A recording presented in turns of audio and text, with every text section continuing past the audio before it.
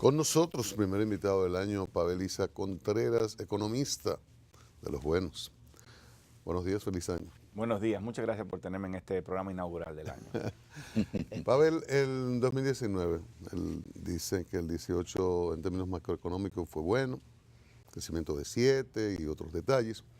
El 19, visto que es un año preelectoral, pero no un preelectoral cualquiera, porque habrá primarias, y es como si fuese un año de elecciones. Y hay una fuerte lucha, habrá una fuerte lucha en primer cuatrimestre, semestre interno en los dos principales partidos y otros. O sea que se nota un año con esas particularidades que podrían afectar la parte económica. ¿Cómo lo ves? Yo, a pesar de eso, yo pienso que va a ser un año relativamente bueno. No veo ninguna razón inmediata por la cual el 2019 vaya a ser un año en el cual la economía enfrente desafíos macroeconómicos significativos. Hay desafíos macroeconómicos. Yo creo que la economía probablemente va a crecer en el orden del 5, 5.5 o 6%, como ha venido creciendo de manera relativamente sostenida en los últimos 50 años, 60 años. O sea, hablamos de un alto crecimiento en la economía dominicana durante los últimos años, pero no es tampoco demasiado despegado de lo que ha sido el promedio de crecimiento histórico. Y está bien, ¿no? O sea, el crecimiento económico dominicano debemos juzgarlo en función de lo que ha sido su media histórica. Si estamos por debajo de la media histórica, bueno, pues entonces hay un problema de 5.5% promedio anual. A veces decimos, no, que la economía dominicana creció en 5% cuando América Latina está creciendo en 1%. No, pero ¿cuánto ha crecido en promedio históricamente? Ha crecido un 5.5%. Si creciste a esa velocidad más o menos, 5 o 6%, pues estás en el promedio. No te estás despegando de lo que ha sido tu Es una economía con esteroides. ¿Cómo Yo pienso que el crecimiento en los últimos años ha estado por encima del promedio, porque ha habido un poco de esteroides. Ese término que pero significa que los préstamos internacionales. Yo creo que sí, creo que ha jugado un rol. No significa que eso sea lo único determinante. Por ejemplo, en 2018, dos elementos jugaron. Primero, el gasto público, que continuó siendo alto, financiado con deuda. Pero además yo pienso que jugó también las exportaciones y los ingresos de divisa por turismo y las remesas, que alaron la economía. ¿Y por qué pasó eso? Porque la economía estadounidense creció de manera importante en este año que recién pasó por el estímulo fiscal que pasó el Congreso a propuesta de Donald Trump para quitarle impuestos a las empresas y a las personas. Eso, la reacción inmediata es que la gente gasta más y las empresas gastan más porque tienen más recursos disponibles. Y eso aló a la economía, eso ayudó. Entonces esos dos elementos jugaron. Pero volviendo a la pregunta de este año a ver, por favor, en ese mismo contexto yo quiero, porque realmente es un crecimiento de 7%, una cuestión... Incluso entonces, para el estándar dominicano. Su gobierno tiene que millones de dólares de los chinos para recibir 400 millones del Banco de Transmisión Eléctrica, 300 millones de dólares del BI, el presupuesto. Tiene que recibir 300 millones para otro asunto ahí, también del BI. Y tiene que el BI que prestarle 150 millones de dólares para asuntos agroforestales. Además de que hay que colocar 1.900 millones de pesos en bonos. Y entonces, ¿cómo es eso? Bueno, a ver, todos los créditos tienen que entrar dentro del presupuesto. Y tienen que entrar dentro del presupuesto que ya fue aprobado. Y el total de financiamiento anda por encima de los 200.000 millones de pesos. Ese financiamiento tiene que cubrir el déficit fiscal o una parte. Es decir, tú recibes dinero de crédito, pero pagas préstamo. La diferencia es lo que te queda neto. ¿Verdad que sí? Sí. Tú tienes que recibir unos nuevos créditos, cancelas los vencimientos que hay. La diferencia es lo que cubre el déficit fiscal. Esa diferencia debe andar este año por 75.000 millones de pesos. Aunque todo el crédito que recibas sea por encima de 200.000 millones de pesos. Es una economía burbuja. Es una economía que en parte está empujada. Yo no quiero, aunque yo usé el término esteroide un poco para remarcar, no quiero reducir el crecimiento económico a la deuda, pero es un elemento importante. No puede ser soslayado. Fíjense cómo piensa en lo siguiente, ¿qué pasaría si el gobierno no tuviera financiamiento, no tuviera deuda y tuviera que sencillamente pagar las deudas que se vencen? ¿Qué pasaría? ¿Cuánto sería el gasto público? Es decir, de los 18, el gobierno gasta el 18%, o sea, el 18% de todo lo que produce la economía, por decirlo de alguna manera, lo compra el gobierno, ya sea pagándole a los empleados o comprando bienes y servicios, haciendo inversión con contratos. ¿Ya? De ese 18% del PIB, 4% es financiado con recursos de deuda. Es decir, que si no tuviera eso, bajar el gasto público del 18% del PIB a 14% del PIB, es decir, más de un 20% de todo el gasto público es financiado Para que la gente deuda. entienda un poquito más llano, estamos hablando de una persona que ha tomado prestado para bebérselo, irse a la playa, comérselo. No necesariamente. ¿Para qué no. se lo ha tomado? Yo creo que ahí hay una discusión de la calidad del gasto público. No te puedo decir yo, mira, este dinero fue desperdiciado totalmente de todo. Sabemos que, según un estudio del BID, el desperdicio del gasto público es del orden del 3% del PIB. Bueno, tú pudieras hacer un paralelo. Dice, si tú tomas el 4% del PIB y desperdicias un poco menos que eso, tú pudieras decir que toda esa deuda se desperdicia. Lo que pasa es que, recuerda que los recursos entran al presupuesto y se gastan, ¿no? Independientemente de... El grueso es bonos, por lo tanto, todo entra a la bolsa común del Estado y se gasta como lo gasta el Estado. Y hay toda una agenda impostergable de mejorar la calidad del gasto público. Entonces, efectivamente, tanto los impuestos como la deuda pública, todos esos recursos, hay una parte importante de ellos que se malgasta. Empecemos con el subsidio eléctrico. No hay gasto más improductivo que el subsidio eléctrico. No transforma la economía, porque es para mantener las plantas medio encendidas, para que se provea el 80% de lo que el país demanda. Y beneficia fundamentalmente a los no pobres, porque los que más consumen energía tienden a ser los hogares no pobres, en el caso de los hogares.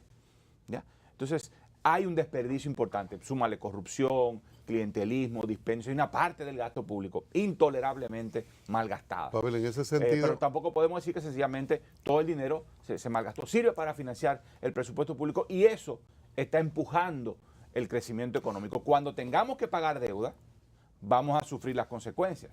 Eso no significa, debo decir, que lo que se toma prestado de hoy y que se crezca hoy, mañana lo vamos a dejar de crecer porque tenemos que pagar. No necesariamente, pero depende de cómo lo hagamos. Pero el crecimiento de hoy, que está empujado en parte por deuda, va a traducirse eventualmente en menor crecimiento mañana, cuando tengamos que recoger. El problema es que la economía dominicana está generando las riquezas necesarias para evitarnos a la vuelta de 4, 8, 12 años esos préstamos, o lo que uno ve es que van a seguir, para poder sostener eso, va a tener que seguir el endeudamiento.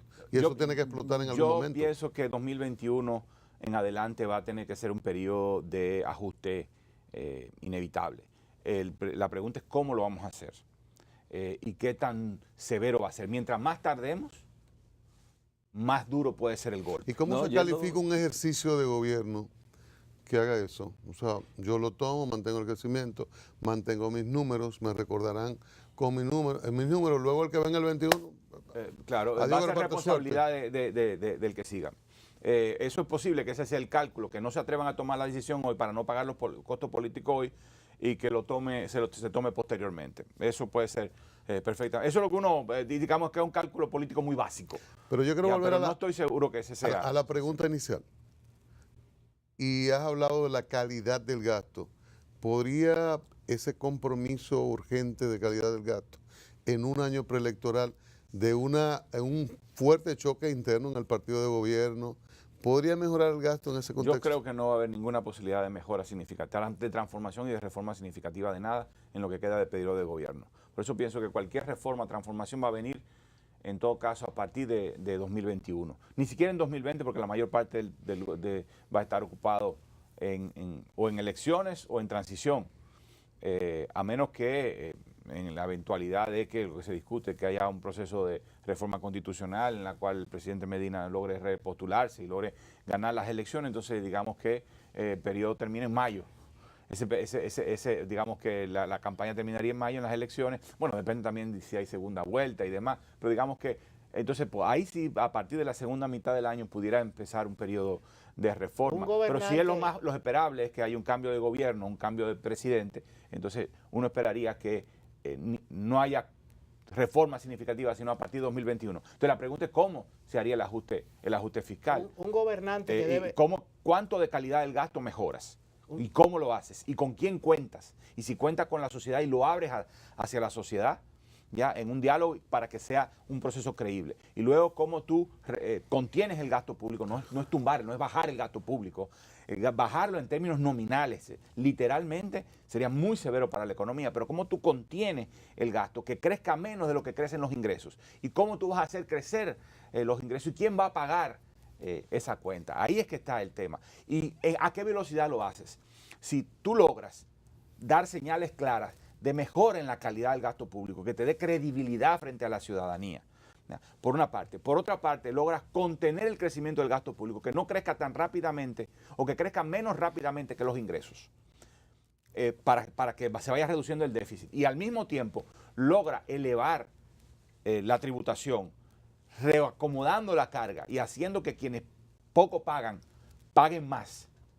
Y puedes incluso bajar la carga de algunos. Entonces, yo diría que eso sería un ajuste que pudiera ser exitoso. Te escucho y te veo con los gestos y pienso como que hay que ser como una suerte de equilibrista. El gobernante tiene que siempre recordar que es un deudo permanente de un economista difunto, pero es un político. Entonces, a veces tú tomas una decisión que es muy técnica, económica, pero te afecta en unas situaciones que son sociales, que tiene que asumir el compromiso. ¿Cómo manejar eso? Porque es que es muy complejo. Yo recuerdo en época de Trujillo, ciérrame todos los prostíbulos, vuelvan las mujeres, porque le cogieron fiado. Entonces, la economía tiene algo de eso. Eso que dijo Hipólito una vez, de amarrar la macro con la micro para que lo de abajo boroneen, la gente se reía, pero eso tiene... Nos seguimos riendo. Sí, pero tiene algo de lógica, porque hablamos del modelo económico, que tenemos un crecimiento económico, pero que debe de ser más efectivo en cuanto a cómo se reparte la riqueza. Mira, ahí hay dos componentes en esa pregunta. Uno es el componente fiscal y de gasto público y de política pública. Tú tienes que hay que tratar de mantener el crecimiento económico. No significa que lo vayas a mantener al 6, al 7, quizás es muy alto, pero sí a una tasa relativa, lo más cercana posible a lo que ha sido la media histórica. Si tú no logras eso, tú vas a tener una reducción del empleo o un aumento del desempleo. Las cifras históricas, que lo que dicen en la República Dominicana, es que si no creces al 5%, vas a tener un aumento del desempleo. Y eso hay que evitarlo. Entonces tienes que mantener... a ver, el gasto ¿Cuál público, empleo? ¿Empleo de calidad? Bueno, porque empleo, el enjambre que vemos en los vamos por partes. Vamos a hablar en este caso me estoy refiriendo efectivamente al empleo general. Tienes que mantener un ritmo de crecimiento que le permita mantener a la economía un nivel de actividad que genere un conjunto de empleo. Porque aunque sean empleos precarios, lo peor es que no estuvieran ni siquiera esos empleos, porque la economía se recesiona. Y eso implica que un ajuste fiscal. Pero al mismo tiempo significa gastar mejor, reorientar los recursos para fortalecer la política social. Cuando hablas de bienestar social, ¿cómo lo logras en el caso del Estado? A través en el caso de la política del gasto directo del Estado, a través de una mucha más fuerte política social. ¿Y a dónde está la gran deuda en este país, en este momento, en términos de gasto público? En salud, claramente, sí. Hubo un aumento del gasto en educación. Educación está relativamente bien financiado comparado con otros ítems sociales. ¿Y dónde hay un financiamiento? En salud. O sea, el aumento en el gasto en educación se hizo en parte a costa de salud. Pero en el ajuste del 18, en el complementario, le quitaron más a salud también, precisamente, de lo poquito que tenía. Precisamente. Entonces, tiene que hacer un ajuste fiscal que te permita, o sea, una reestructuración fiscal que te permita gastar mejor y destinar más a gasto en salud. Pero claro, el tema de salud no solo depende del gasto, sino depende de la calidad de los servicios y de que haya cumplimiento de protocolos, normas, seguimiento. O sea, ya sabemos que no todo es sencillamente gastar más, pero hay una deuda de gasto fuerte. Ahora, el otro elemento, y eso es uno solo, eso es un solo elemento, pero a mí me parece el más importante en términos de cómo gastar más en los pobres y mejor en los pobres para que haya bienestar social. Ahora, el otro elemento es el tema del empleo y el tema del empleo. Este país, después del fin de la sustitución de importaciones en el año, a finales de los 80, inicio de los 90, se despojó de toda política de desarrollo productivo activa. Es decir, no tenemos una política pública que empuje sectores productivos que generen empleos de calidad. Lo que tenemos es una política pasiva a través de la cual damos exenciones fiscales y pensamos que con ellas los sectores económicos van a progresar, y así no es la cosa. Te iba a decir, ¿cómo es posible con más de 200.000 millones de exenciones fiscales? Claro, tiene que haber otro tipo de política. No significa que las exenciones fiscales no jueguen un rol. Juegan un rol en todos los estímulos, en todos los programas de estímulos económicos a sectores específicos, juegan un rol. Pero no puede ser cheques en blanco. Si te instalas en la frontera, yo te doy un cheque en blanco. No importa lo que hagas. No, así no. Si te instalas en una zona franca, yo te doy plena exención fiscal. O si vas a instalar un hotel, yo te doy plena exención fiscal. No, tiene que ser contra resultados mucho más específicos. A ver, ¿cómo valora el retraso en los acuerdos? Entonces, ¿cómo conectar el crecimiento con el bienestar de la gente? Con políticas que estimulen la creación de empleos y la creación de empleos de calidad, para que la composición del empleo vaya cambiando. Desde un empleo precario, de donde la gente se la busca, ese es el 55% del empleo total, a un empleo donde las empresas generen empleo, o las empresas pequeñas se vayan, crezcan y se conviertan en empresas medianas, y las empresas medianas se conviertan en empresas grandes, y que entren en un redil de empleo de más calidad, más formal, con todos los beneficios que debe implicar la seguridad. ¿El empleo de calidad tiene qué por ciento en la actualidad? Difícilmente decirlo, solo sabemos que el 45% del empleo es formal. No todo ese 45% es empleo realmente de calidad. La mayor parte de ese empleo es de muy bajo salario, es decir, muy cerca del salario mínimo. Pero por supuesto que tiene un conjunto de otros beneficios, vacaciones, seguridad social, en fin, que no es muy buena, lo sabemos. Pero no es lo mismo que estar en la calle vendiendo chucherías en un semáforo. ¿Ya? Y de todo el empleo informal, no todo es de mala calidad, aunque la mayoría sí lo es. Probablemente el 80, el 90% del empleo informal es de mala calidad. ¿Ya? Entonces, para medir el empleo, la precariedad del empleo, habría que irse más allá de la cifra de formal e informal, pero no debe andar demasiado lejos de esas proporciones. Tomando en cuenta las escalas salariales que hay aquí, en términos de empleomanía, ¿se puede decir que tenemos un sistema laboral semiesclavista? No llega a ese nivel. Quizás una persona no quisiera como relajar ese término. No, pero ok. Pero una persona que gane, digamos, 10,000 pesos mensuales y que tenga 2 hijos. Y así trabaja 8 horas diarias. Lo que debemos decir es que esta economía, economía ha crecido sobre la base de bajo salario en parte. Es una persona que tiene capacidad de desarrollo, él y su familia. El modelo económico ha estado sustentado en los bajos salarios. Piénsate en la economía azucarera. Pero está bien. ¿En qué se sustentó la economía azucarera? En los bajos salarios de los braceros y en el bajo precio de la tierra.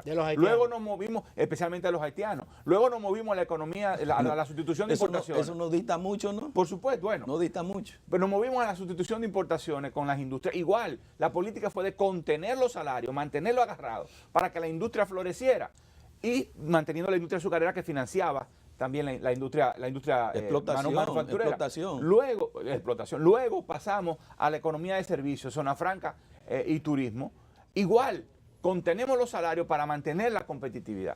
Hay que cambiar esa lógica. Por eso decía, ¿y cómo tú cambias esa lógica? Generando más empleo de más calidad, robusteciendo la seguridad social y generando una dinámica donde tú apuntes hacia cada vez mayores salarios. Pero eso no lo puedes hacer si no generas empleo. Si tienes una cola de 700,000, 800,000 personas esperando por un empleo, va a ser difícil que tú puedas aumentar los salarios, porque los salarios, digamos, la fuerza que los mantiene anclados es la cantidad de gente buscando empleo.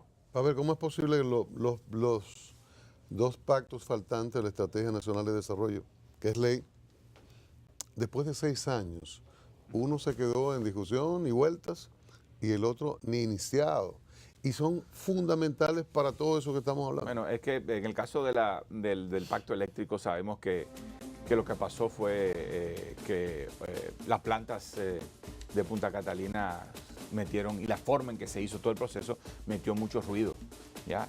Y había muchos desencuentros entre los sectores. El Estado no quería, por una parte, entrarle al tema de la distribución o no entrarse de manera de frente y con objetivos. Es lo que parece, lo que aparenta, ¿no? De que no se estaba dispuesta a avanzar sobre objetivos medibles de la distribución, que yo creo que es el gran talón de Aquiles. El problema es que las distribuidoras no cobran, que no cobran casi el 30% de toda la energía que colocan en la red. ¿Cómo? La caja no funciona. Si la caja de un negocio no funciona, todo el negocio no funciona. Flujo de caja está Eso no dañado. significa que no haya temas de generación importantes, pero los temas de generación son de largo plazo. Mantener una generación creciendo de manera sostenida. Necesariamente por eso hay que asumirlo.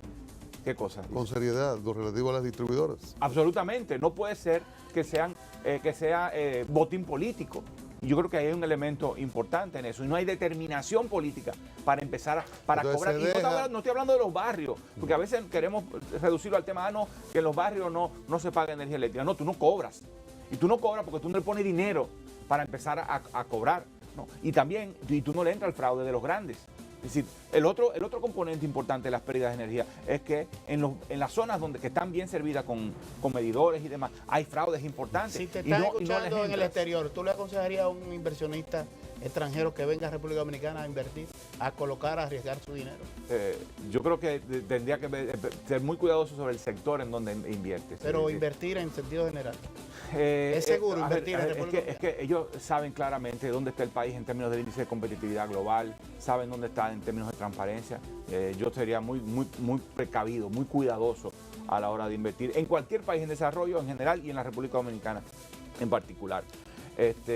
Luego está el tema del pacto fiscal y sabemos que el tema de corrupción fue el que comprometió la posibilidad de avanzar en un pacto. Es decir, el gobierno, el Estado, el partido de gobierno perdió, y de hecho el sistema político en general y todos los partidos perdieron la posibilidad de tener liderazgo en la discusión de la reestructuración del sistema fiscal en general y no solo del sistema tributario. Entonces, ¿con qué moral tú vas a venir ahora a hablar de reordenamiento del gasto público, de reordenamiento o de aumentar los ingresos? Tenías que haber empezado con muestras muy contundentes de que ibas a caminar en la dirección de mejorar el gasto público, de que ibas a enfrentar la corrupción, el clientelismo, ¿ya?